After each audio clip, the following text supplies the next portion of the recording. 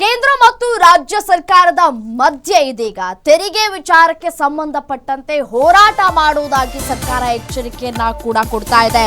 ರಾಜ್ಯಗಳ ತೆರಿಗೆ ಪಾಲು ಕಡಿತ ಪ್ರಸ್ತಾಪಕ್ಕೆ ಕೆಂಡಾಮಂಡಲರಾಗಿದ್ದಾರೆ ಸಿಎಂ ಸಿದ್ದರಾಮಯ್ಯ. ಕೇಂದ್ರದ ಪ್ರಸ್ತಾಪಕ್ಕೆ ಸಿಎಂ ಸಿದ್ದರಾಮಯ್ಯನವರು ತಿರುಗಿ ಬಿದ್ದಿದ್ದಾರೆ. ಜನರೊಟ್ಟಿಗೆ ಬೀದಿಗಿಳಿದು ಕೇಂದ್ರದ ವಿರುದ್ಧ ಹೋರಾಟ ಮಾಡೋದಾಗಿ ಎಚ್ಚರಿಕೆ ಕೊಟ್ಟಿದ್ದಾರೆ. ಅನ್ಯಾಯದ ವಿರುದ್ಧ ಹೋರಾಡುವ ಸಾಮರ್ಥ್ಯ ನಮಗಿದೆ. ಕೇಂದ್ರದ ದಮನಕಾರಿ ನೀತಿಗೆ ಹಣಕಾಸು ಆಯೋಗದ ಅಸ್ತ್ರ ಪ್ರಯೋಗ ಮಾಡಲಿಕ್ಕಿದ್ದಾರೆ. ರಾಜ್ಯದ ತೆರಿಗೆ ಪಾಲು 1% ಕಡಿತದ ಪ್ರಸ್ತಾಪಕ್ಕೆ ಆಕ್ರೋಶ ವ್ಯಕ್ತವಾಗ್ತಾ ಇದೆ. ಈಗಾಗಲೇ ಅನುದಾನದಲ್ಲಿ ತಾರತಮ್ಯ ನಡೀತಾ ಇದೆ.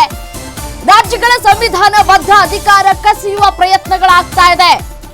ನಮ್ಮ ತೆರಿಗೆ ನಮ್ಮ ಹಕ್ಕು ಅಂತ ಸಿಎಂ ಸಿದ್ದರಾಮಯ್ಯನವರು ಗುಡುಗಿದ್ದಾರೆ.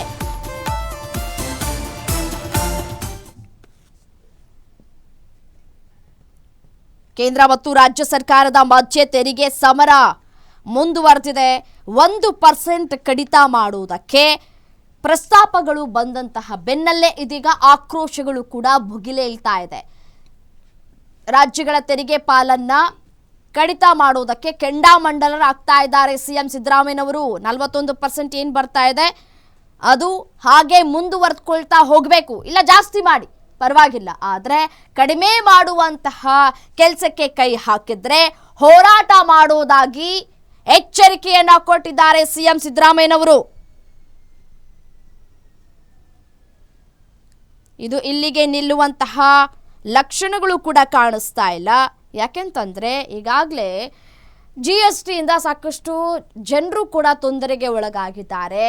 ಅದರ ಮಧ್ಯದಲ್ಲಿ ಈ ಒಂದು ಅನ್ಯಾಯ ಆಗ್ತಾ ಇರೋದಕ್ಕೆ ಸರ್ಕಾರ ಕೂಡ ಗುಡುಗಿದೆ.